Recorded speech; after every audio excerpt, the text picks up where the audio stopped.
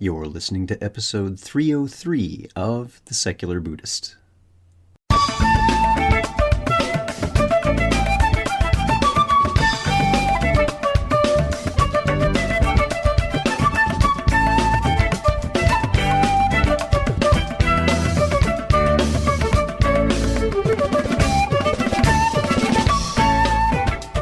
Welcome to The Secular Buddhist. I'm Ted Meissner. The Secular Buddhist is the official podcast of the Secular Buddhist Association, a grassroots-driven effort to answer the needs of secular teaching and practice for contemporary society. The podcast has interviews and roundtable discussions pertaining to engaged Buddhist training and practice, and the SBA website has show notes for each episode along with resource materials. Though the podcast focuses on core practice from a secular viewpoint, more traditional teachings are welcome and openly discussed. Our friend Bernat returns to the podcast to speak about stream entry as practice and the evolution of secular mindfulness and Buddhism.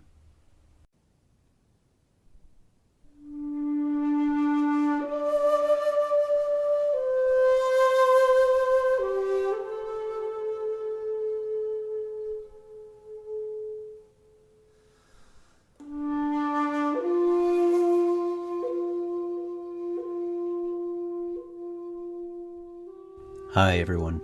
Before we begin today's episode, I'd like to mention that this podcast and the supporting website, discussion forums, our live online practice circle, and other services provided by the Secular Buddhist Association are supported by you. If you find this episode, or any other offerings, helpful to you in some way, I ask that you take a moment and visit secularbuddhism.org and click on the Contributions button. There are many ways you can help, which are listed on that page, and if you make a donation, it's tax-deductible and helps ensure the SBA is able to continue the exploration of secular Buddhism. Thank you. We're glad to have you join us in the conversation. As many of you know, Buddhism is not a monolithic religion with no variation. There are lots of different branches, each with their own further unique interpretations, rituals, and ways the sasana has merged with different cultures and people. So it's always a fascinating inquiry when those from one heritage suggest we secularists can't do what their own forebears have done in merging Buddhism with our own worldview and culture. Bernat leads a sitting group in Barcelona and recently finished his MA in Buddhist Studies. He's mentored by Stephen Batchelor at the Community Dharma Leadership Training at Bodhi College, and he blogs at buddhismosecular.org. So sit back, relax, and have a nice ginger peach tea. Our guest today, returning to the podcast after a number of years, is our friend Bernat Font. Bernat, welcome back to the podcast. So good to see you again. Good to see you too, Ted. It's been quite a few years. It has. For folks who are listening and are saying, yeah, this seems familiar to me, I'll be linking to the previous episode page where Bernat was our guest. And you've been quite active over the past few years. And I'm wondering if you just might catch us up on a few of the things that you've been doing. Well, I'm trying to recap or where I was when we had our last conversation. And I think I had just set up the Secular Buddhism website in Spanish. Yep. So yeah, a lot has happened. So I have done a master's degree in Buddhist studies, which is an online program. If anyone's interested, it's a very good and very exhaustive program on the University of South Wales. And I have just finished this past winter. And also I did a training with Gaia House, a CDL training, a Community Dharma Leadership training. And this has taken me a few years. So this is already quite a lot. And our small sitting group in Barcelona has been growing and changing, and it is still small, but we have organized, I think, already 4 retreats. Mm-hmm. we have had Martin Batchelor, Stephen, we have had John Peacock. John is coming again next autumn. Right. So we're doing a few things. Yeah. And you have some things coming as well that you're shifting a bit, and that you're one of the very few people, although not the only one on this podcast, who's a musician professionally, and you're taking a bit of a break from that. Tell us about that as well. Well, I've been kind of doing a 50-50 over the past maybe 3 years, studying and working at the same time, and doing the master's degree, and recording albums and things like that. And it's proven to be quite a challenge. And I feel the need and the interest to focus on the Dharma for a while at least. Mm-hmm. At some point, what was paying my rent, which were performances and albums, was not where I had my mind most of the time. And this didn't make much sense. Mm-hmm. So if I really continued to be spending that much time thinking about Buddhism and writing about Buddhism and thinking about a course that I gave or the teachings for the little group, which was not getting me any income, I would just have to stop. And if I just wanted income, then I had to really focus most of my energy into my music. And that's just not how I was feeling. So I will focus on my training. I'm training now with a body college, with Stephen and John and Akinchano, Christina, and I'll take some time for more retreats and further study and training myself. Mm-hmm. Great. Thank you for that, and best wishes for you on your teacher training program through Bodhi College. And our friends there, you've got a really great lineup of educators helping with that program. So best wishes for you in that. And we have a few different things that you and I are going to talk about today. And for those who are listening, it may be a little bit different than previous podcasts, and there will be a bit more of a dialogue in that Bernat has some questions about things that we're involved in, both from a Buddhist perspective and in secular mindfulness programs. And we'll get to that, but first I wanted to talk about something that was an article you posted on the Bodhi College website. And again, for listeners, I'll be linking to this article on the episode page.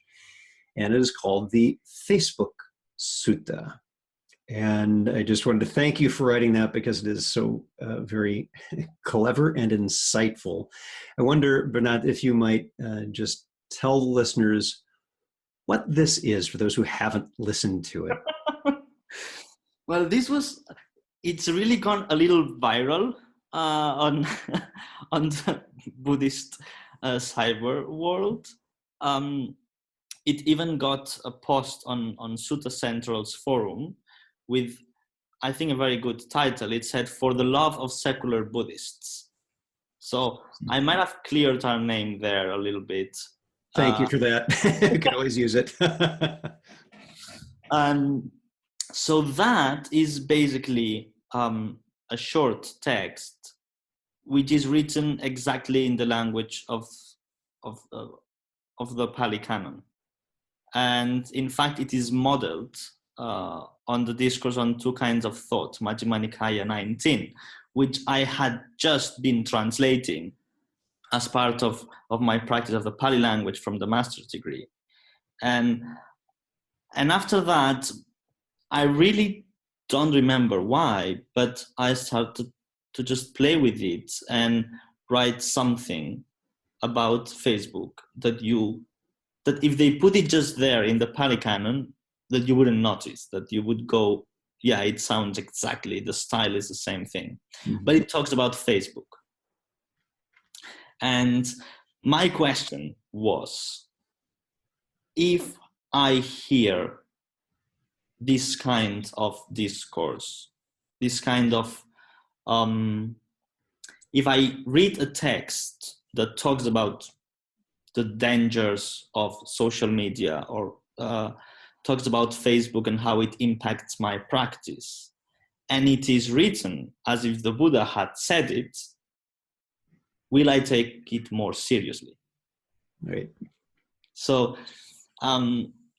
in a sense, there's a kind of authority that comes, that we unconsciously give to texts when they are canonical. Right. And so if I had met, instead of an article on Tricycle magazine about mindfulness and social media, if I read it and it sounds like it comes from the historical Buddha, do I have a different relationship with it? Absolutely. Yes. So that was a starting point. Yeah, and what came out of that is this beautifully crafted, and I agree, it is in the language style of the suttas, and that's not in a mocking tone whatsoever. It's really quite insightful and true about as one is listening and seeing, and the attitude of one's heart and mind that might be applied to this, and as one really engages with social media, not just Facebook, but I think it applies more widely to that, and perhaps media in general, not just digital social media, but other forms as well. It really provides a very good set of guidelines and boundaries that are wholly in keeping with Buddhist thought and practice about how one might do so in a skillful manner.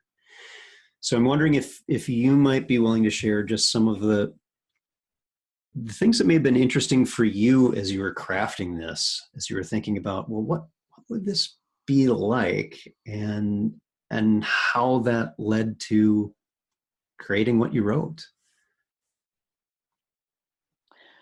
Well, the discourse on two kinds of thought has the Buddha telling of how when he was practicing, he did have thoughts of greed, and he doesn't use greed, hatred, and delusion. He uses another model. If I can remember now, he has sensory desire, or renunciation, and then ill will, and I can't remember the third now, but he uses another model. And so he tells of how he would classify his thoughts depending on whether he finds them to be harmful to oneself and others or not, and whether they lead to wisdom or they drive us away from wisdom. He uses a number of criteria. And I just looked at my newsfeed on Facebook and asked the same thing of the posts I was seeing. What is harmful? What is not harmful? What leads to wisdom? What does not lead to wisdom? And I realized something, which is that most of what I was seeing were, of course, videos, because this takes our attention. It captures our attention much more effectively. But also, it's either magical solutions that will change your life in as little time as possible. Yeah. How to learn a language in 2 weeks, or how to organize your house, things that will solve your life, basically. Okay. And the other kind of thing that I was finding most were things that are outrageous. Mm-hmm. Something about Trump, or our own special kind of political conflict in Catalonia and Spain now, whatever. So it's either things that are going to magically solve your life, or that are very, very bad. Yeah. And this is really a very skillful use of, well, not skillful, a very efficient use of the feeling tone. Mm-hmm. Mm-hmm. So that we just go for it. And I watched those videos and those TED Talks. They did not solve my life. Because how many videos can you see in an afternoon that change your life? How many times can you change your life in a couple of hours? 6 videos of 20 minutes that will change your life. It doesn't make any sense. And also the videos about outrageous things in the world of politics, for example, they were not moving me to really make a difference in the world. They were just making me angry. Right. Yeah, they were, as you said, they were really touching into the feeling tone and in some way feeding those flames, which in a way there may be a certain value in it providing some energy. But if that energy is not prompted into skillful action, Exactly. it just leaves you pissed off and more divisive than ever before. Just reactivity. It does not lead to a wise and skillful action in the world. Right, exactly. So I realized that the main point of all that is not to change your life. The purpose of all that is to entertain you. Content is entertainment. Mm-hmm. And it encourages and gets us used to this attitude where we just go through this material and get slightly happy, slightly pissed off, but basically we're just killing time. So it's really not skillful. And now there's a lot of art. It's kind of a fad of articles talking about how dangerous and how addictive these things can be, really. And so this was one of the main things at that moment that I was seeing. Mm-hmm. Yeah. So as you put this together, you addressed a lot of what you just described in how you put that sutta together. And I don't want to spoil this for the people who are listening, and we'll just say that I'm going to link to this. I really encourage folks to read through it for yourself. Again, ehipassiko, come and see. Check this out for yourself and see what your own response to what's been put together might be, because I found it not simply, although that this was certainly part of it, it was entertaining. It was very clever, and it was very delicious in that way. And this is what was wonderful about it. It provided an excellent example of not only being satisfying in that way, but also providing something useful that is dependent on one's own intentional actions. It was not something simply feeding the flames with the express intent of more clicks and more shares and more, but actual engagement with what one does in one's life. So thank you very much for doing that and putting it together. And I'm happy people found it useful. I think it kind of provides a template for practice, which is what the original sutta on which it is modeled does. It provides a template for practice of, I have all these kinds of thoughts. What do I do with them if I am not to suppress them? So what do I do when I look at an external version of my distracted mind, which is Facebook newsfeed? Mm-hmm, mm-hmm, exactly. All right, so let's shift into something else we want to talk about, and maybe a brief segue before we can get into a larger discussion is just briefly chatting about your master's thesis. You wrote this on stream entry, and I'm wondering if you might share just a little bit for a few moments about your thesis and just in broad strokes what that was about. Well, I have to say that this is a master's thesis, and it had a good mark and everything, but it has not been published by any academic journal it has not been peer reviewed. So people might agree or not with my conclusions or my research, but my starting point was to think of why there are different definitions of stream entry in the texts. There's not one, there's several. There's mainly two. And one speaks of qualities that a stream enterer has. And it has certain confidence in the Buddha, the Dharma, and the Sangha. And it has virtue. It has noble virtue. So this is one of the definitions. And the other definitions is in terms of that which a stream enterer has abandoned. And it's the 3 lowest fetters of the usual 10 fetters, which is Sakaya Ditti, which is identity view of personal view, doubt, and Silabhata Paramasa, with attachment to rituals and vows. It translates in very, very different ways. And my question was, are they really the same thing? Because usually the texts don't draw the connections between the two. Mm-hmm. And I found there was a main difference between these two definitions, which is that one puts the stream enterer on a scale with different levels. It's the lowest step of this scale. Whereas the other one does not place the stream enterer as part of any progress scale. Mm-hmm. And this is really, I think, significant. Yeah. And they are always used in very different settings. One is very, very linked to Kapilavatthu and Sakyan characters. But also, people tend to think about stream entry as an event. Right. It's an accomplishment. It is, I have reached this marker and I'm now...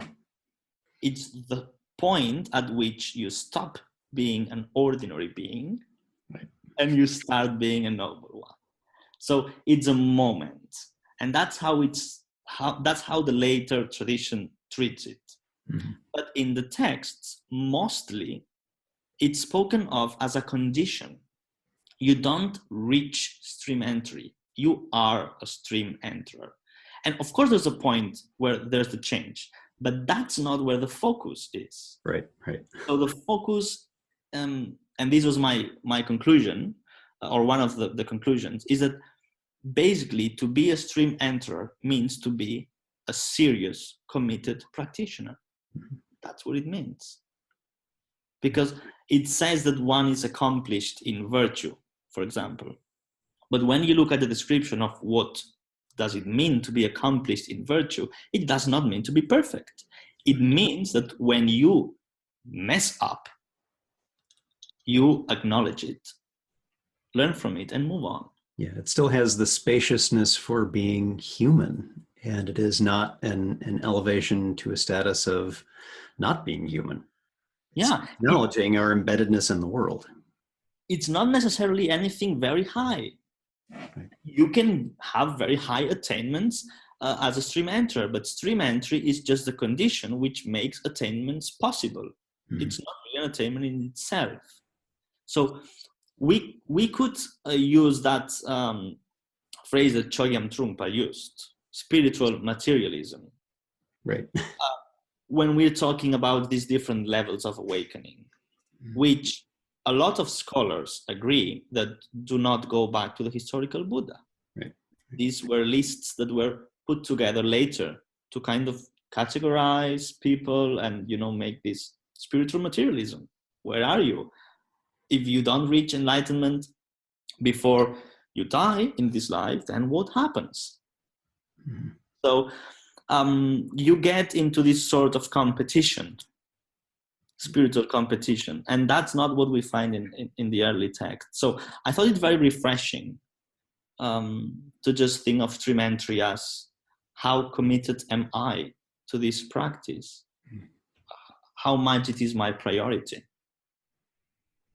Right. What does it mean to me in the context of my lived life? Yes. Yeah. And how do I orient everything I do towards this goal? Right. And a lot of the students are lay people.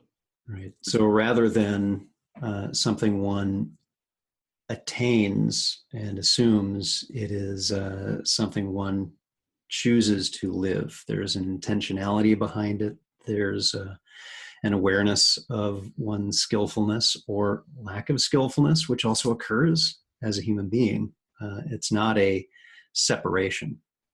In fact, It seems quite the opposite. It's more of a deep embedding with what is best for, as you said, self and others, what is skillful in the world. And it's, I think, very much an intentional change in one's life, as you said. There is a story, quite famous, I think, and I know other people interpret it in very different ways. But there's a story of Sarakani, the Sakyan. Sarakani was basically Kapilavastu's drunkard. He was the village drunk.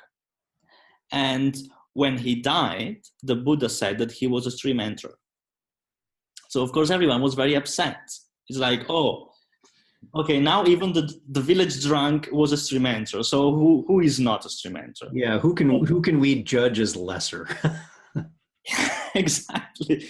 So they think that the text is saying that this is being devalued, but the Buddha says that the reason why Sarakani was a stream enterer is that before his death, he really committed to the practice.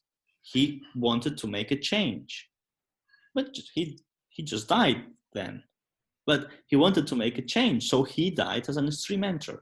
Mm-hmm. Mm-hmm. And I think this reading of the text makes sense because the point is a good pedagogical point. The point is you can change. Right, right. You can start with your intention to do things differently. Maybe you were a mess before, but you don't need to be a mess forever.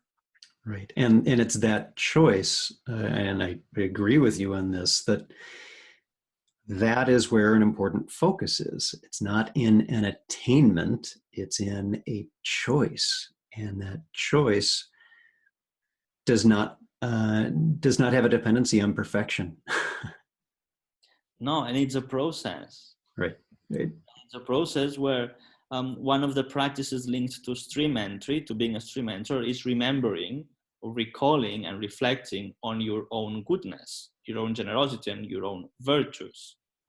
So this is very much a practice of appreciating yourself, which leads to a more skillful relationship to yourself, and this leads to happiness and calm. But part of this process is also acknowledging one's faults and wanting to improve them. Right. You know, it's interesting that you bring this up in the Monday community sit that I co-lead at the Center for Mindfulness.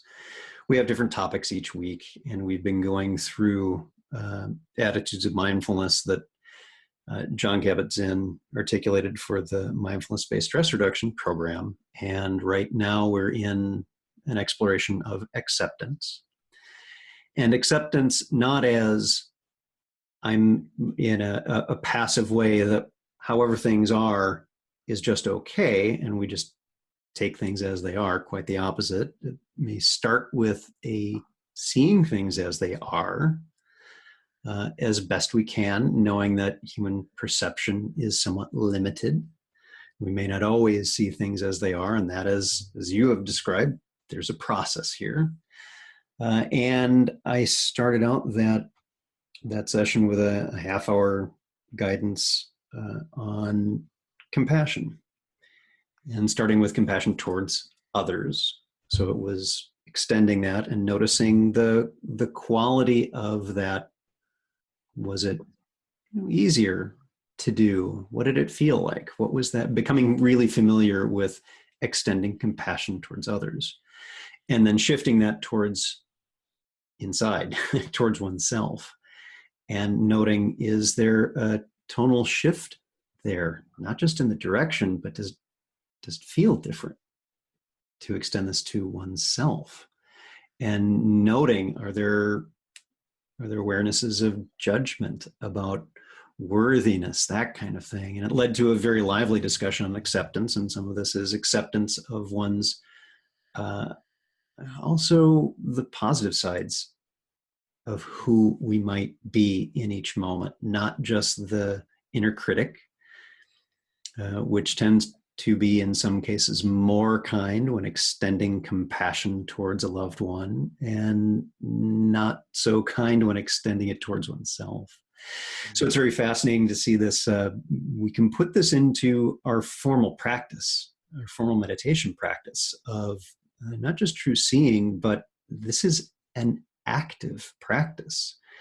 It's intentional, and yes, there's not just a passive acceptance. That acceptance is an active process as well. It seems to tie in quite well with what you're saying hear about stream entry, that this is not just something that, that's done and I've reached that and no more, nothing more needed to do. It's like, no, this is a constant refreshing of what is my intention right now in the situation I'm in this moment. Yeah. And how much do I think that I can do this? Yeah. This is very much about confidence. Yeah. So, for example, whatever awakening means for you or me or whoever is listening, do you really think you can wake up? Because if you don't, then we have to start working with this, right? And, and this was very much the practices that in the texts I found are linked to stream entry. A lot about confidence and what you were just describing, about appreciating one's good qualities. I'm very bad at this, at seeing what I need friends to just point it out. No, you did this was very good, and you did that. I'm always kind of, I do nothing, it's all shit. So so it's really a practice. And it might have been a practice one day, because these are the recollections, the anusatis. And the first one are the three jewels, so recollection of the Buddha, recollection of the Dharma, recollection of the Sangha. But then there is recollection of what I said already, one's own virtues, recollection of one's own generosity. Right. And this never made it to a mainstream practice, it seems. These 6 recollections, or 10, there's other lists, they just became formulas that people can recite. Right. But these are very good ideas that we can maybe recover and include, as you said, as part of our practice, to every now and then see how is our relationship to ourselves and our good qualities, and also the things that we can improve, but not in a judgmental or destructive attitude, just with the confidence that this can change. Yeah. It's so interesting you brought up recitations, and I think about loving kindness, of metta practice, that in a traditional way of doing this, and there's nothing wrong with this, is through a recitation, and the Metta Sutta, and going through all of that, or finding words that may speak to you more directly. I think I still have memorized from Bhante Gunaratna at Bhavana Society the recitations that we would do in metta practice there on retreat. But also this, as you're describing how this might touch one more deeply, what is more skillful, where recitations may not be the thing that reaches into us more deeply, that has a more lively activation of building that confidence and opening our hearts and our minds appropriately, that I will often lead a metta guidance, not by recitation. People are still welcome to do that if they choose, but the guidance I offer is more on becoming familiar and maybe even befriending the feeling tone of kindness, of care, and through the different things that the recitations will do towards, those that are dearly loved, towards those who have been supporters of ours in some way, or family or dear ones, towards more neutral folks, and just capturing what's that like, having that reminder of what is that lived experience of doing this, so that it doesn't slip into an unintentional, just rote recitation that doesn't quite have the same meaning and visceral change in one's life. And you can also include reflections. Absolutely, yeah. Probably recitations are ossified versions of what was one day a reflection. Right. And these words anusati, the recollections, you could also loosely translate it as a reflection, a considering of a topic. Mm-hmm. And it also brings to light this element of memory of the word sati, mindfulness, which is to bring something to mind, Right. and just ponder it over. But I suppose this doesn't fit with the idea we have of what meditation is. Right. Because no matter how many times they tell you that there can be thoughts, we still think a lot of the times that meditation is not non-thinking. Right. So, exactly. And that's another ossified idea of what it's supposed to be. yeah. And recitations can be meditations and reflections can be meditation. Although I appreciate what you shared, because it's good to find some ways to reflect on this stuff, not only discursively. Right. And also avoiding to go, just to go off into a distraction, into a mental movie. Right. And I think it's good to connect with the feeling tone, as you said. Yeah. So I wonder if this is a good segue for us to explore another topic that we wanted to chat about, which is this.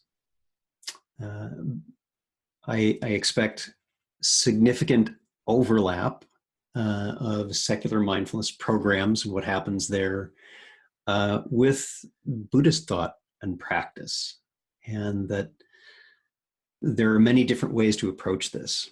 There are many different views on whether they are the same or different, and many different ways in which that might show up in one's practice. So I thought I'd just start by asking you if you had any particular thoughts about how you have seen, if you have seen, secular mindfulness programs as being the same or different than what you find in Buddhism. Knowing that's a big question. It's a topic. Yeah, that's a topic, not a question. Well, I took an MBCT course because I was curious. When I realized I was already having all these opinions about mindfulness programs without having done one. You just said what the exact reasons I took MBSR long ago. Thank you so much. There was this Buddhist conference in Barcelona, I think a couple of years ago, and I was at a round table discussing decontextualizations. So what happens nowadays, the Dharma in the future, in the 21st century, with all these mindfulness things.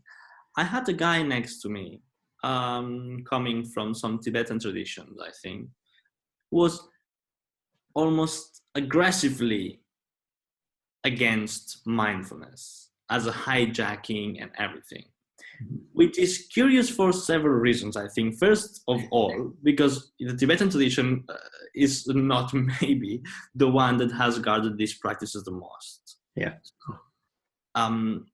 But also interesting to see how now Buddhist centers advertise their activities as mindfulness. Right. So when I took that MBCT course, I found, of course, many differences, but also many things were just the same with a very different language. Right. And I could identify them. And I could see, they are talking about Vedana. Yeah. Yeah. They are talking about just under a very different language and also very different presentation. And the session was different from what I was used to. Very few talks, a lot of space for people to share. That's at least what I experienced. And my conclusion was that, of course, that's not complete. But what course in 8 weeks can be complete, even if it's a Buddhist course? It doesn't make any sense to expect an 8-week course to have it all and then say, they're watering down the teachings or they're just selective. Well, of course. Yeah. Yeah. Yes, exactly. This is, you're this is so wonderful to hear someone else say the same kinds of pushbacks I've had on these same criticisms about secular mindfulness programs. However one may feel about that wording, we're talking about these programs like MBCT, MBSR, things like that. So not the only ones. It's not to give them privilege. It's simply that's the context of our experience in these. That it's a program. It's not the taking on of a religious identity or ideal. It is not with aspirations for a supreme enlightenment, ending all connections to the process of rebirth. That's not what we're doing. There's a fundamental difference there. And as you said so well, it's only 8 weeks long. The way I think of this, if we use this to an exercise metaphor, in this program, you're doing, let's say you're working out your arms. And the program says, in this program, we're going to be working out your arms. We even have it in the title. It's mindfulness-based stress reduction or mindfulness-based cognitive therapy. That contextualizes it. That's saying, we're working out your arms.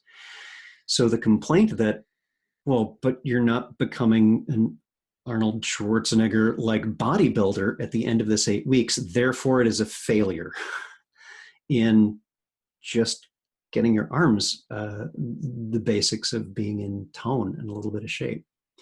So I completely agree with you. It's just a spurious criticism that doesn't seem to be based on an equitable framing of the differences between a lifelong, comprehensive religious, not necessarily identity, but practice, and going through a program, which may lead to more, but is really just an 8-week program. Well, the mindfulness world, it's very interesting to see what's going to happen, and with a very critical eye also. Is it going to include other things? Is it going to explicitly include ethics? Because a lot of these things are implicit in some of the teachings, or they are logical extensions, but I don't think we can just rely on implicit teachings and logical extensions of what is done in 8 weeks. I have a very dear friend who, like you, comes from a Buddhist background, and now he earns a living as a mindfulness teacher. And he's passionate about mindfulness. He's kind of, this is it, in a sense. This is secular Buddhism, kind of. It's just the name that it has taken on the 21st century. You have to accept it. It's just mindfulness.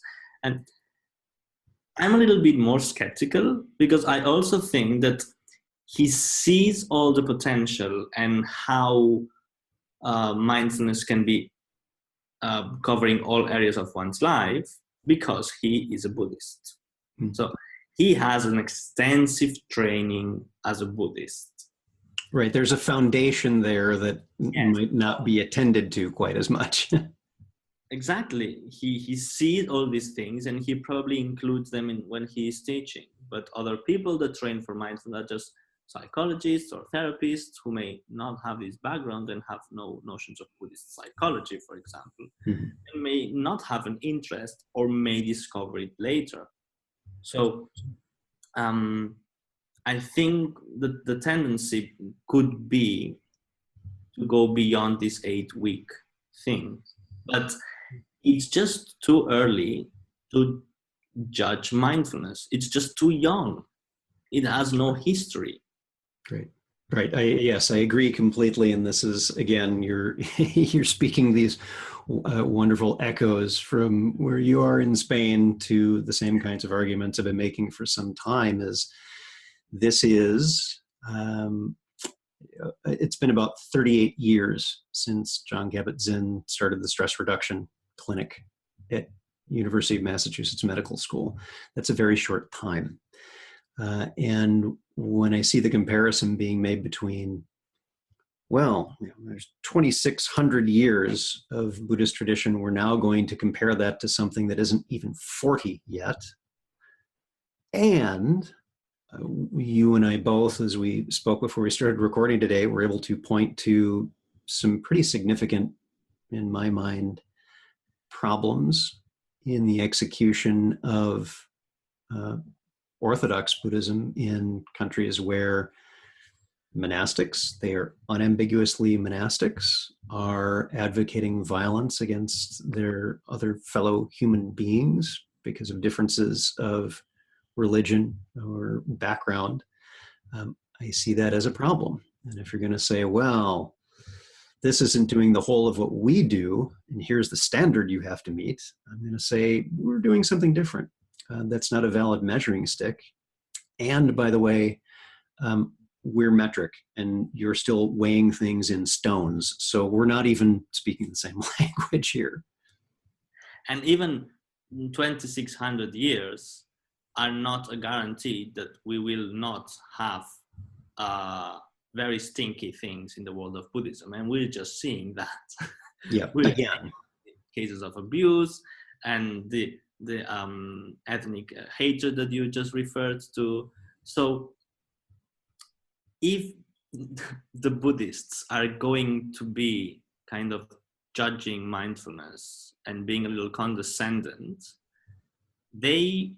I'm not sure that they or we are in the best position. I mean, we first have to sift through the problems in our own house before criticizing the house of others. Exactly. If there's going to be a pointing of fingers or a judgment against a particular standard, you have to first establish that standard and credibility as such. And I'm not quite seeing that yet. I'm seeing something that certainly speaks to me as a Buddhist, much as for others, my Buddhism is heresy. And it's so interesting when this comes from folks who are from an evolved Buddhism. It's, a form that was not what Buddha taught and is very different.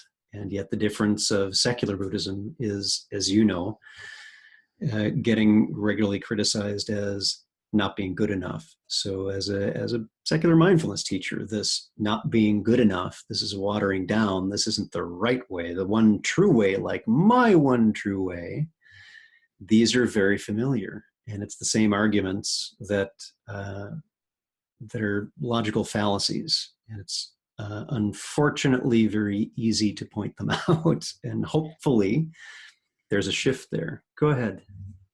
Yeah, well, if the Chinese Buddhists had the same attitude, if the Tibetans had the same attitude, we would not have Zen. We would not have Vajrayana, Tibetan Buddhism, or Indian Vajrayana. I mean, if you extend the same attitude that some people from these traditional schools are having towards secular Buddhism or mindfulness, and you apply them to their own school disappears. Right. Yeah, and I suspect position actually. And the question, there's a lot of things here that should be really part of the practice, and without psychoanalyzing anyone, there's a lot of resistance to change. There's a lot of ownership issues. We started it, therefore it's ours. Right. It just doesn't follow. And there's a lot of these things, and we have the good stuff, therefore you will not. And then if you do, it's automatically not the good stuff. There's a lot of politics in this sense and cultural wars. And I'm not sure it makes much good. Right. Yes, I agree with you completely. And what I'm happy to see that there have been some positive turns and perhaps steps in many who I completely understand the concern about a watering down. And if, for example, you and I were representing that we are, as secular Buddhists, we are teaching the one true Dharma from Buddha, which I don't do, I don't think you do. and we're only doing part of it, I would say that's a valid criticism, that will be a watering down. But we're not saying that. That's not something that we're representing. It's not certainly something that's presented in secular mindfulness programs. We don't say we're teaching Buddhism and we're doing it this way, and it's the one true way. That's not at all what's shared. And for those who say, oh, so you're being stealth Buddhist, you're not really being honest about teaching Buddhism, my reply is, well, wait a minute. Which is it? Are we teaching Buddhism from your perspective, or are we not? Make up your mind about that first, so that we're not damned if we do and damned if we don't.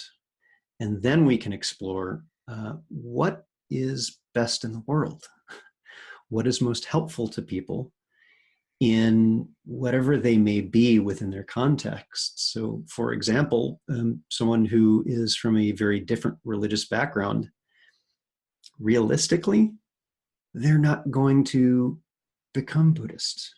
For many of them, in all likelihood, will they gain some benefit from a secular mindfulness program that introduces them to being maybe a little bit more aware, maybe giving them some ways in which they haven't had before to practice intentionally care and kindness and compassion. Is that a bad thing? I don't think so. I think that's a good thing. And we're not saying that it's something else. We're saying what it is. While the discussion is purely Buddhist-centric, it becomes a little bit of an ontological quest, because if the question is mindfulness Buddhism or not, should it be, should it not, then you end up questioning what is Buddhism. Right. It's the same with the watering down. What is watering down? If you start to read scholarly literature around early Buddhism, there is a very uncomfortable sensation that what the Buddha taught is actually quite different even from what Theravada teaches. So what is a watering down? Maybe even concentration practices are watering down, or maybe Vipassana teachings are watering down already. So it's an endless pursuit of the pure, and the pure is not to be found. It's a little bit like the self. Right. You just don't find it. So you will never find true Buddhism with a capital B. Right. And that typically is what ends the conversation is, what is your definition of Buddhism exactly? Not vaguely, not, well, it's just the Four Noble Truths. That's pretty big.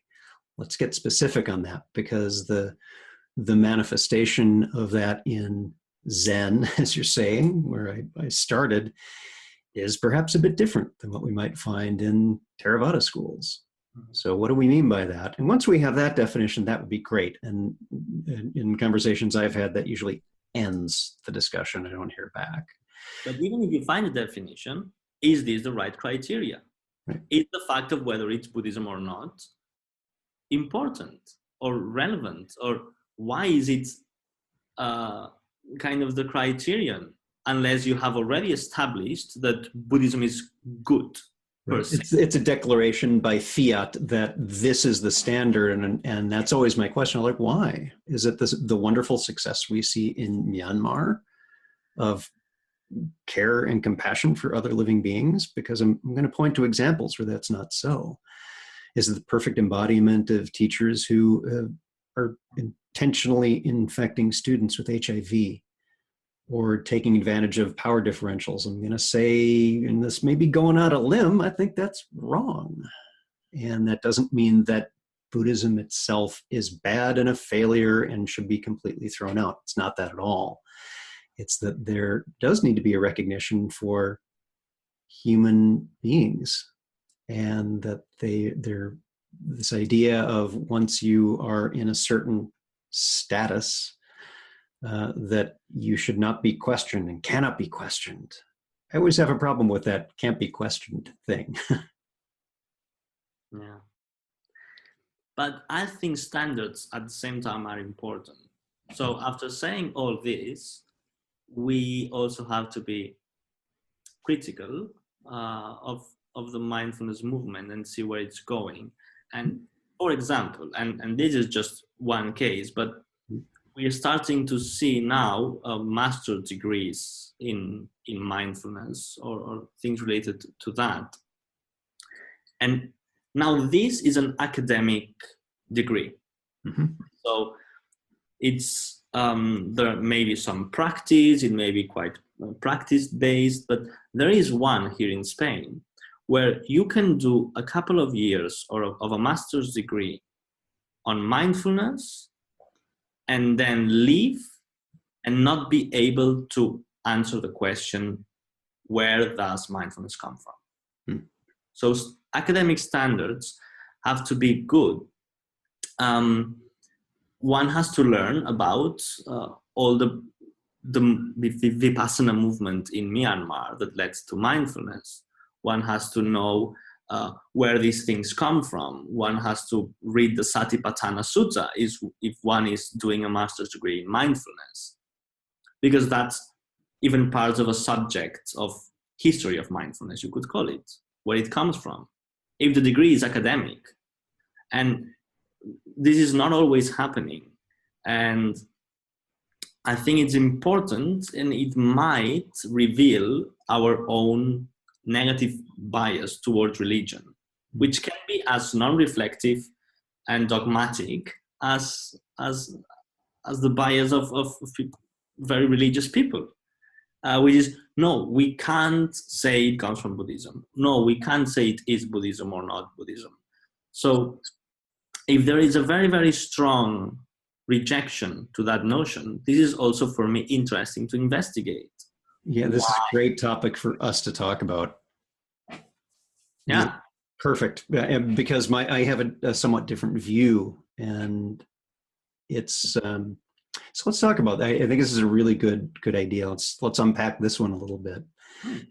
Just talking about, say, the history of mindfulness and the Buddhist roots that you've mentioned, things like Vipassana and Satipatthana and Anapanasati as traditional practices one might find, and suttas one might find in Buddhism.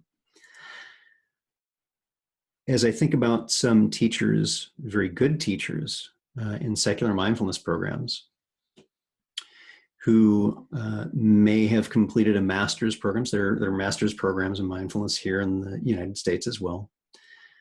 And they may or may not have history of mindfulness as part of them that refer to those. Let's assume for the moment, just as a mental exercise, that there's a program that does not have that history is just absent. And someone going through this master's program is not coming at it with a strong Buddhist background. That you mentioned your friend has this background. Of course, that's a strong foundation.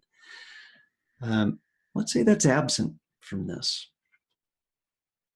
Where I land with this is that I find that to be a very interesting and perhaps contributive aspect to one's education to know this. I don't find it quite as critical, though, that one have that intimate knowledge in order to be able to practice or teach in the same way that I don't find it necessary for someone to be a really good chemist, that they have a deep historical understanding of alchemy. I don't believe that it's necessary for one to know that Einstein is the person who formulated E equals mc squared in order to use the formula. It may be discovered at some point that, oh, Einstein didn't find this. It was actually the janitor, and Einstein copied it, and oh my goodness, it wouldn't make any difference. MC squared still works. For me, what you and I would view as the sasana, as Buddhism, is about this actualization of how it manifests in the world with intentionality and all the rest of it. To me, that it's great to have that background. It's interesting, but I don't find it, I don't think it's quite as critically dependent on having that background knowledge, in the same way that I can do great chemistry and the different things that I mix together are still going to act the way they do, whether or not I have any understanding of, once upon a time, this was based on people trying to turn lead into gold. It doesn't matter. It doesn't change things. And to me, that is the tremendous value of this stuff that we do, that's articulated in the Four Noble Truths as a way to point to this stuff, is that the value is in how it is and that it works, not in who said what, or where it came from. That's great. I don't think we should lose that. That's not to disparage the history. That's not to say that it should be hidden. It shouldn't at all, of course. But to say that, well, that has to be there, or there is somehow a failure of that person to be able to do mindfulness or to teach mindfulness, I don't think that's accurate. That doesn't feel right to me. Well, I think it would be more accurate to say that if this is not there on a master's degree, it's not a failure to teach or practice mindfulness. It is a failure for me of academic standards. It is a university degree. For what we were saying, mindfulness, it does not have enough of its own tradition so that it can dispense of talking about the predecessor, in a sense. If it's just 30 years ago that John Kabat-Zinn came up with this, and we're talking about a university degree, now, of course, I think it's, as you said, it's not critical in order to teach. If you're a mindfulness instructor, you don't need to know that. Of course, it's just, as you said, I think it's interesting and it's good to know and to show that you know your topic from several perspectives. If you have a very curious student who asks, oh, so after you come from Buddhism, so what is the difference between mindfulness in Buddhism and mindfulness as a secular practice? It's good if the instructor or the person, if they have a university degree in it, can answer this. Or if someone asks, what does sati mean?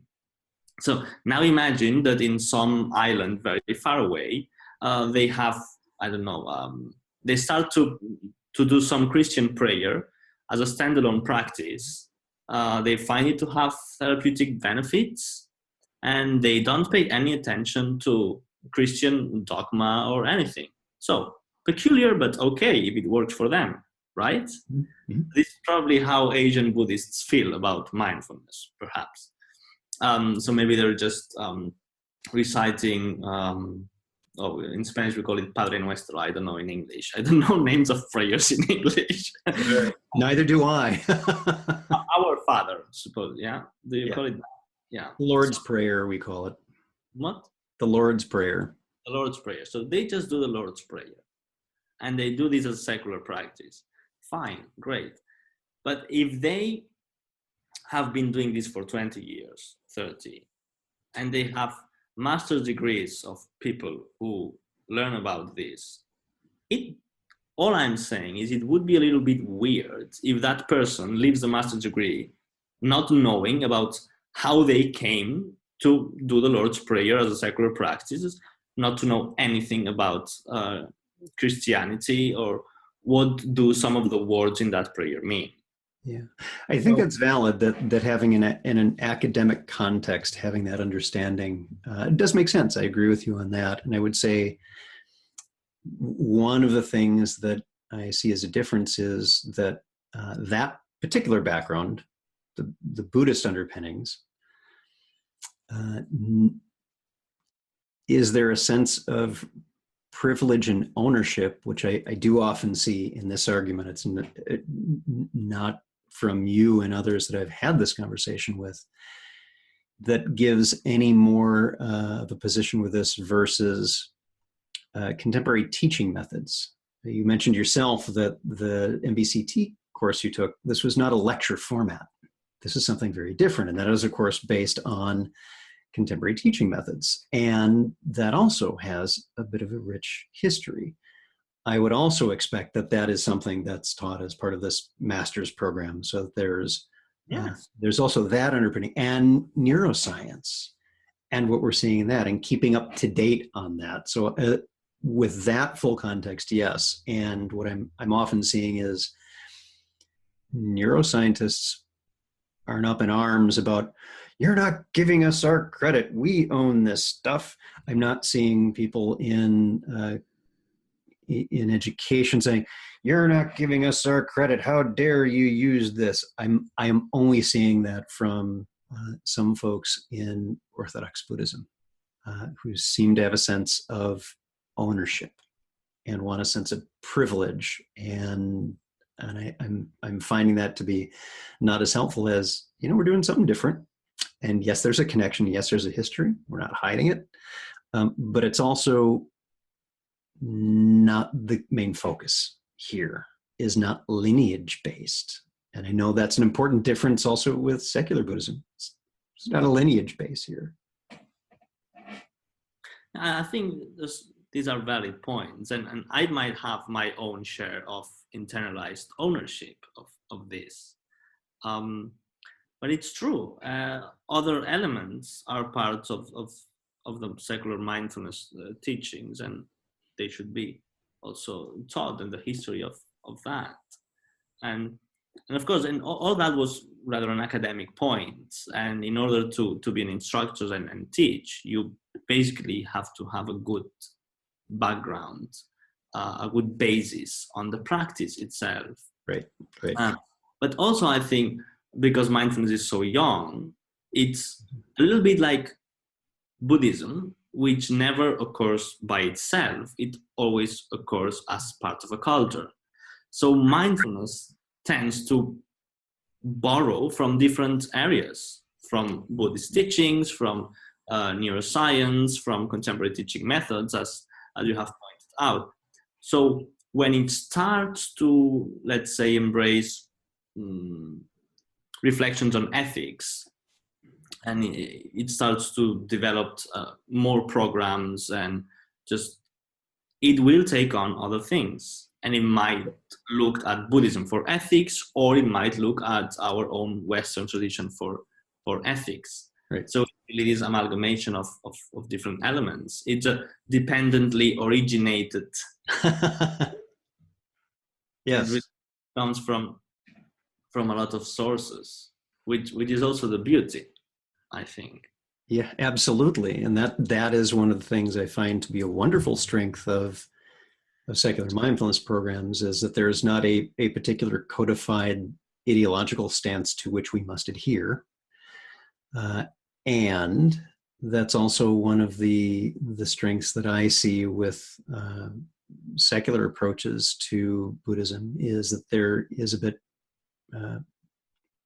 a greater focus on what is most useful in this active manifestation of practice and living in the world, that rather than it being a rejection of the world, an attempt to sever oneself from attachment to it, and understanding there's a difference between attachment and rejection, aversion, that it nonetheless has more spaciousness to meet people where they are, that one does not have to have the attainment of stream entry to do this. Depending on how you understand stream entry. Yes. Well, you've mentioned this difference between secular Buddhism, let's say, and mindfulness, one being lineage. And speaking of attachment and rejection, I think there's something very common between mindfulness and any kind of Buddhism. And you've mentioned this maybe 20 minutes ago or something, of the goal not being becoming liberated from the round of birth, death, rebirth, redeath. And I think this is probably the case in Buddhism too. If you conduct an experiment in a Buddhist group, and you ask how many people came here the first time out of a deep yearning to be liberated from rebirth, I doubt many people would raise their hand. And imagine that scientists come up with totally irrefutable proof that death is just the end. Maybe they've done that, right? Imagine they offer an argument so convincing that Buddhists have no other option but to say, okay, we drop the metaphysics of rebirth. Does Buddhism pack their things and go? No. Do people stop practicing Buddhism because of that? No. So probably that was not their motivation then. Yeah, and interestingly enough, reborn, then if death is the final thing, you don't have to do anything. You will not be reborn. Right. Yes, and the way in which one may, as at least in my secular Buddhist practice, view things like dependent origination, is that this does not have to be a literal, again, becoming, that this is very valid an articulation of what one's experience is in being in the world. That the creation, the repeated recreation of an idea, an ossified self, or a notion of some kind, whatever it is, maybe it's a political view, for example, that one thing leads to another, and that this is cyclical, and this is something that can be interrupted, that what is described there is reactivity that can be interrupted and shifted to more skillful way of being, and that there's nothing wrong with that applying to this life, and that there is still echoes beyond the duration of one's own lifetime. Abraham Lincoln, influence is still felt today, will hopefully be felt through many, many generations to come. So it may also be a matter of scale on how one sees things. Well, Ajahn Buddhadasa, the Thai meditation teacher and Buddhist scholar, interpreted dependent origination as this constant birth of the self right now. Right. He already has this interpretation, which has nothing to do with the three lifetime approach. And he is actually very enthusiastic about rejecting that approach in his writings.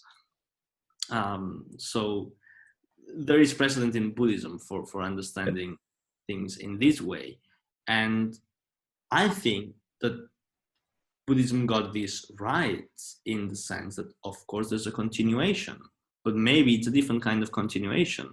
There's the influence that we live here on earth, as you mentioned, Abraham Lincoln, but also I certainly come from a previous life. They are called my mother and father. And all the conditions of my entire society leading to who I am. And all my genetics. Right. There's inherited trauma, there's inherited how do you call it, good qualities and talents.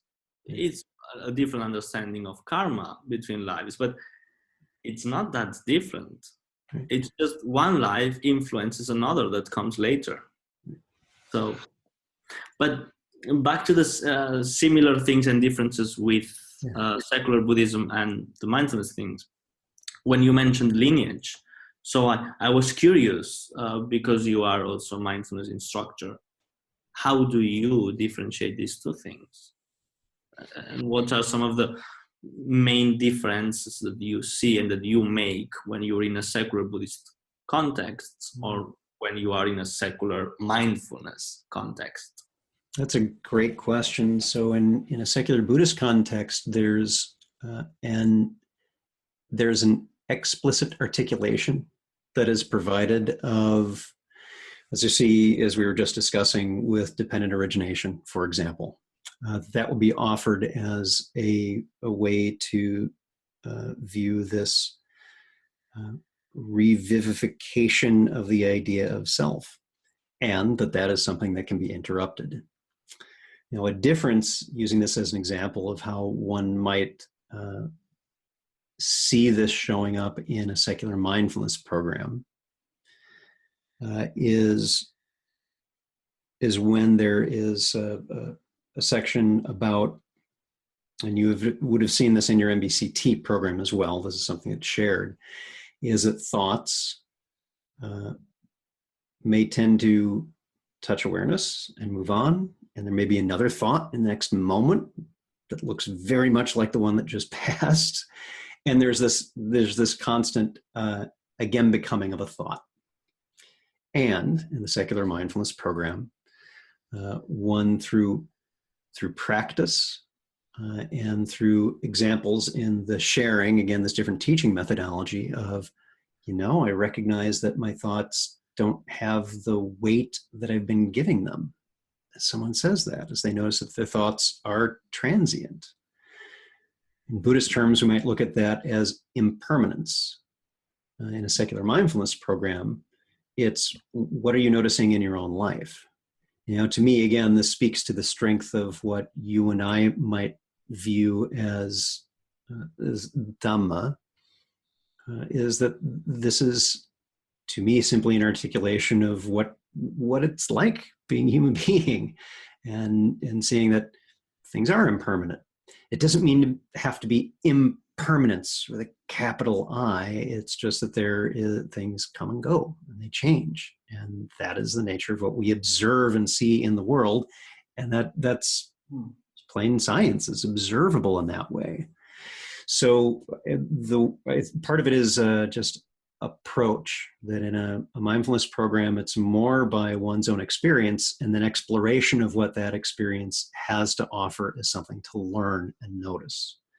Whereas in a secular Buddhist framework, although the experience is still there and we see that, we're starting with the seed of an idea of, this is what we're looking at. And to me, there's a little bit of aren't we poisoning the well, or perhaps sweetening the well by giving an idea of, here's what you're going to find in your experience. I'm a little bit concerned about that.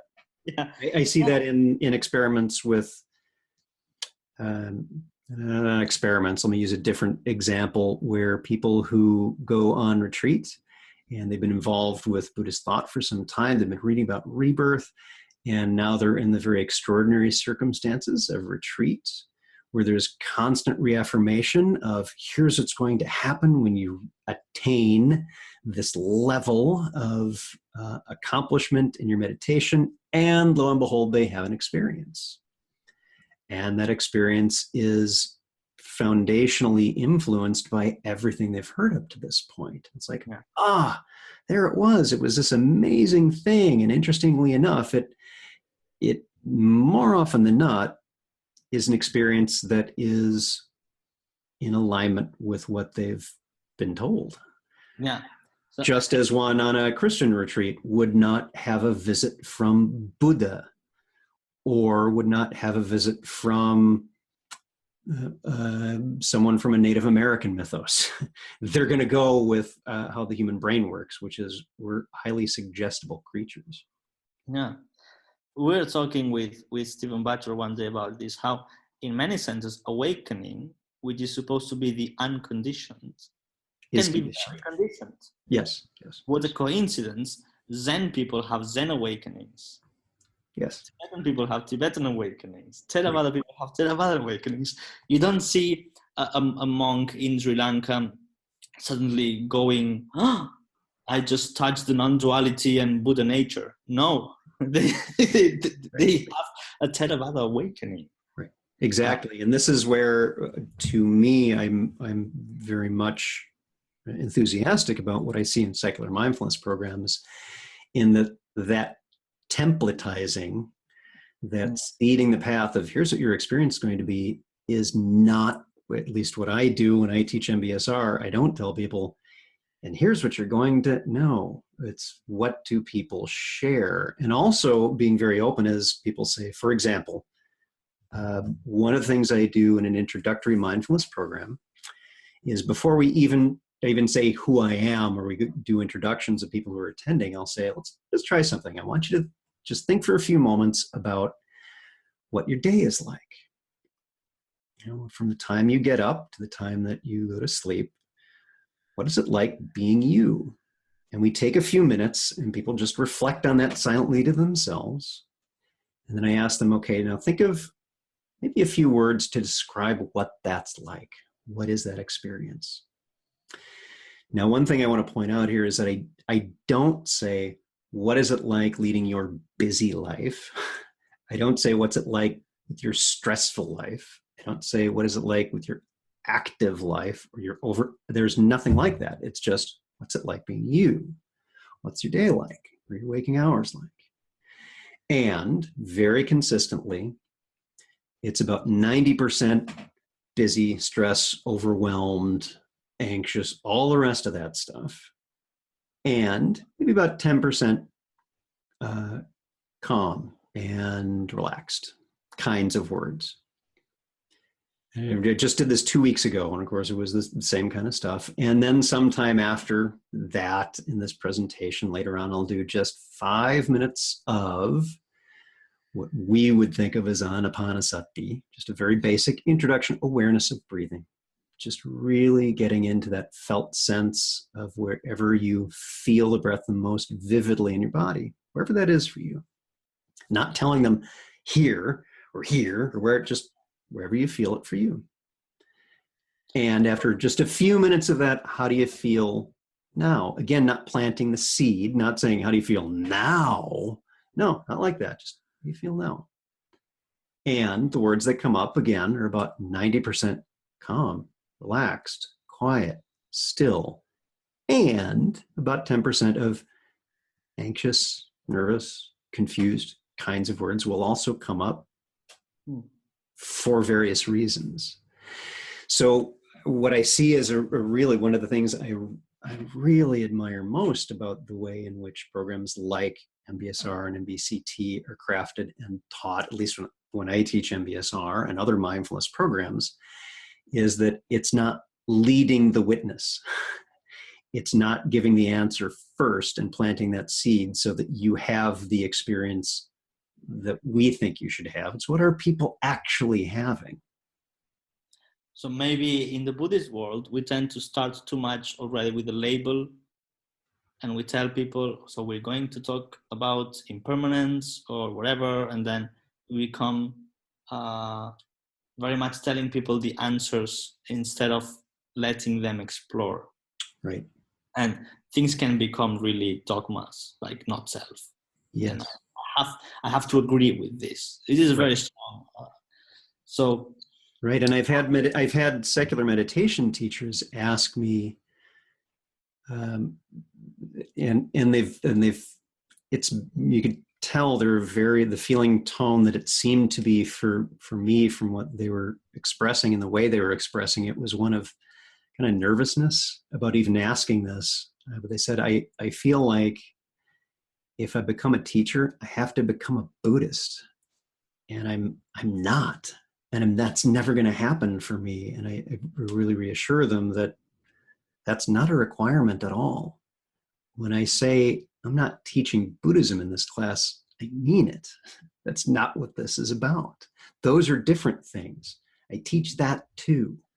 And so I know what that is. And distinguishing those and being quite open and honest about what we are and are not doing has meant that the secular mindfulness programs are reaching people of all different religious backgrounds and ideological stances, because it's based on our experience as human beings, not as Buddhists or Christians or Jews or whatever one might be, however one might identify, because that identification part is simply not part of it.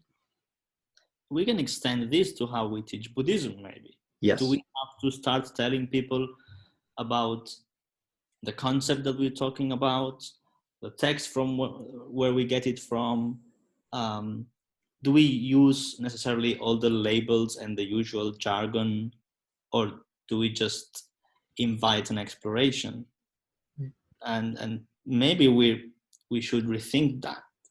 And what I wonder is, if one did that, if you did do that without Pali terms, if you did it without concepts of anicca, anatta, dukkha, if you just left those out, or describe them differently, or had it be experiential? What are you noticing for you? If you did that and then contained it within 8 weeks, what would it look like? Of course, to me, it looks very much like the secular mindfulness programs we see today. But you can also introduce the concepts later. I remember I was teaching music at a school for several years, and the school's philosophy was that you don't start teaching from the concept. You don't say, we're going to learn this harmonic concept or anything. You just start teaching a song that has that. Yeah. People learn to play that song, and people go, okay, what's this? What's that? What am I doing here? And then after they know what it's like and how it sounds, you tell them, oh, this is a minor chord. Oh, this is a diminished chord. These sounds that you hear and that you've learned to identify with these notes, this phrase that you're playing, whatever, this is called that or the other thing. So I taught a short course on secular Buddhism last year, and I'm going to teach it again now in autumn. And I think the texts are quite good for that. I thought, how do I introduce not self in a way that it's not confusing for them, even for me? Yeah. If you take the discourse where the Buddha explains this idea, you can just do what the texts are saying. You can engage in that investigation or that dialogue that the Buddha is engaging with the 5 ascetics. You can go, okay, you notice these different parts of your being, and can you tell them to be like this and be like that? No, you don't have any control over it. So then it becomes an exploration of, Right. oh, I cannot decide what my mood is, Right. or my body does, etc. You don't have to teach not self in this way. You can make people just investigate. Yeah, your music example reminded me years ago in high school. Someone who I could sing, but I couldn't play a musical instrument and didn't have a musical background. I just had a voice. And there was a point where, oh, but this note is a little too low or too high, whatever it was. So why don't we just, lower it a note? And the people who understood music said, no, you can't do that. It doesn't work. And the friend who was one of the two who was helping me to learn this, interestingly, he was the other Ted in high school, said, no, wait, let's just play it for him. And the other friend was at the piano and she just played. Of course, it was like, oh, I get it now. That won't work. You're absolutely right. But it wasn't a matter of getting it here in my head and then it's sinking in and, oh, yes, I have this really understanding in my bones what you mean. It's like, no, it was the other way around. It was, have the experience. And so going from experience into the intellect instead of the other way around. Yeah, it's a really good way to teach that way. And it's one of the ways in which, again, the contemporary teaching methods are strongly influencing how contemporary secular mindfulness programs are taught. That we can say a concept many times, but having the experience yourself, and in particular, having it from others, learning from others. The learning isn't just based on what the teacher is saying. It's what other people, the person sitting next to you or on screen for online programs, says and does, that you're like, oh yeah, me too. And getting it in your heart as well as your mind. So one of the other differences, again, like we have talked before, is these programs they have a beginning, a middle, and an end. That's not measured in our lifetime. It's a number of weeks, usually from 6 to 8 weeks. And that means that what is taught and what is practiced and what is experienced there is contextualized around giving the participant enough that they have a foundation, a beginning, to either find others with whom they can continue to grow or practice on their own. I just did an interview for my other podcast with a researcher who's doing a 6-year follow-up from people from doing a mindfulness program of, it was 6 to 8 weeks, and what the results were with that. And they're going to be actually publishing 3 different papers on this, the efficacy of what was found there, and how, yes, there actually is a noticeable and a marked difference in the measuring instruments used between those who took the program at this point 6 years ago from people who are not. And this is in the studies, the results are blinded. It's not, here, we know these people are in this group. It's not that. It was blinded, so they didn't know who was in which group and sorted them. So it's one really good element of good science is not having confirmation bias and bias from the researchers. We see this kind of bias in ideological views, in the echo chambers one finds, just referencing back to your Facebook sutta, in political views, religious views, whatever kinds of ideas that might become solid things, that's worth questioning, that it may be more value to have those as fluid and changeable, because conditions may not be exactly the same as 100, 200, 2,000 years ago. There may be some differences. And what made sense with, say in the United States, an amendment about keeping and bearing arms, when there weren't weapons that could be quite as lethal as they are today, or you had to sit there and load them and press the powder, and you had a few minutes in between each shot, versus, oh no, with this one modification I can do online, I have several hundred rounds a minute. That's very different. Well, context changes, and that might not just be for things that we have enshrined in laws or enshrined in our own minds as ideas, but in how we practice, how we meet the world right now, whatever that might be. Well, practitioners have a lot of confirmation bias, which is what we were talking about before.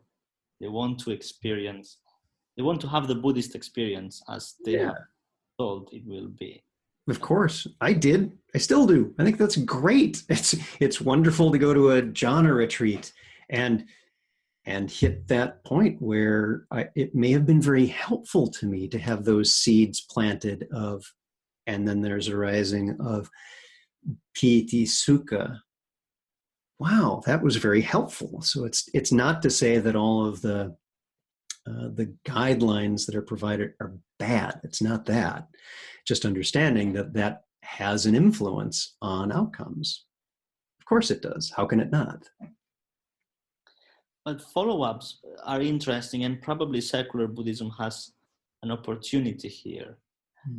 Because, as you said, the MBSR program or the MBCT program is just an introduction. It's 8 weeks, and it gives people some foundation. And my sense when I did it was, it is a wonderful introduction to meditation. Right. I would recommend this as an introductory course. Right. But what do you do after that? Right. It's what comes next. Absolutely. Buddhism as a whole, I think, has an opportunity here. Whether we're going to make a good use of this opportunity or not is another thing. Yeah. But we do have really an opportunity. People discover meditation, they discover this contemplative attitude, and they want more. They want a weekly group to go to, or they want to do more courses, retreats. And as the scene is now, invariably, they will gravitate towards Buddhist or Buddhist friendly things. Because that's what's there. That's what's in the environment. And what I often say when people say, oh, but they go to Buddhist centers, my pushback is, and how many not Buddhist centers are there that do mindfulness? What's the ratio here? So before you say, well, look, they're all going to these, I'm like, yeah, but that's because there aren't a lot of non-Buddhist centers that focus on mindfulness practice. At the same time, people who want more probably will not be very happy if they just go to a traditional center and they are told certain things in a very different and rigid attitude. Right. And whenever someone new comes to our sitting group or some of our activities, I always ask, where do you come from? What have you done? And why did you come here? Yes. And there's a huge consensus. People say that they want to continue that, of course, but they also want substance. They want a context. They want to think about ethics. And some people say they've tried some mindful follow-up groups where they sit every week and found them too weak in terms of content. Right. So, of course, mindfulness can provide all this follow-up. I'm not sure it is doing it right now. It depends on where. I think you're absolutely right that it's a challenge of resources to be able to offer weekly groups, either online or in person, and because that's tough. It's not the 100-yard dash. It's the running then for the rest of your life. That takes a lot more energy, and it's hard to put those on. Or even just do level 2, level 3, 8-week courses where Right. people can update, they can refresh certain notions and experiences and go a bit further. But people really are looking for that, and they really want to go deep.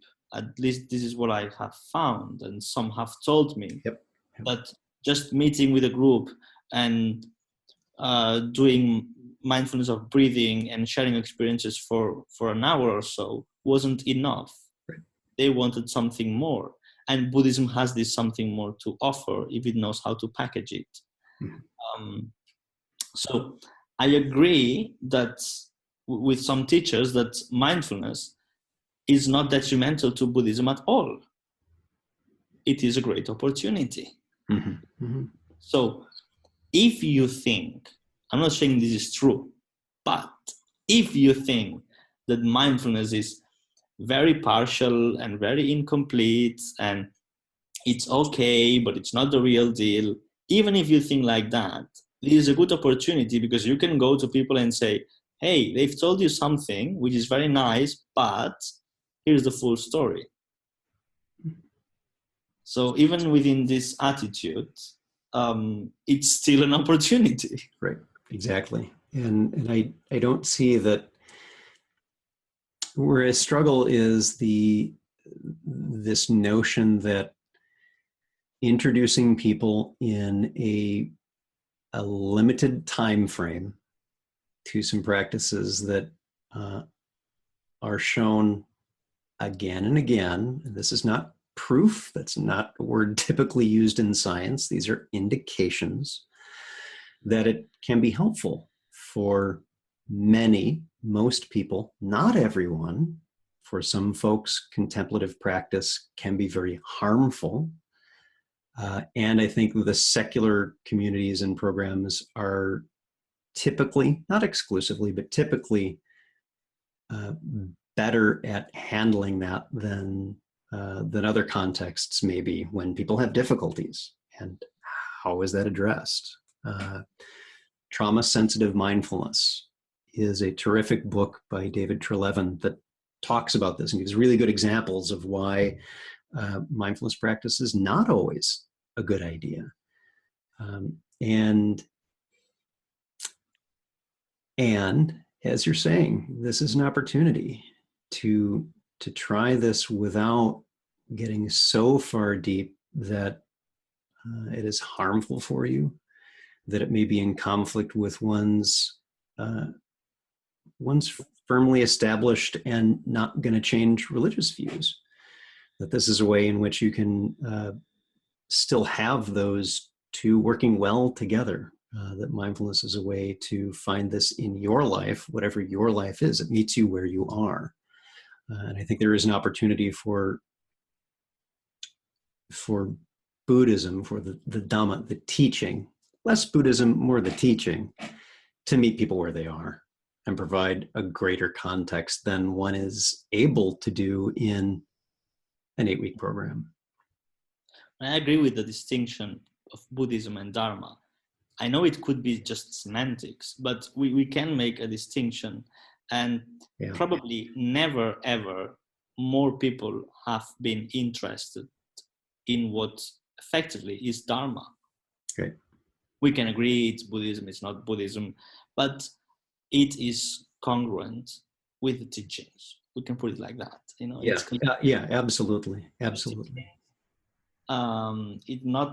It may not include everything that the teachings have to say, etc., but it is not inconsistent with them. Right. So it's a great opportunity. I think so too. Well, we've been going for a while. I'm sure that listeners may have some other things they need to do. So why don't we wrap up for today, and we can speak again with more things to unpack. But before we go, is there anything else you want to share with the listeners or to talk about? No, I think this was good. It's pretty good. Yeah, I think so too. I loved having this dialogue with you. Thank you so much. So for those who are listening, we will be linking to the article that we mentioned, the Facebook Sutta by our guest today, Bernat Fong. Bernat, thank you so much. Wonderful to see you again. And thank you so much for this wonderful, wonderful conversation.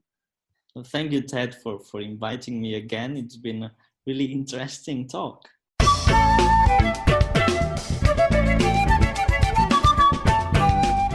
Thanks for listening.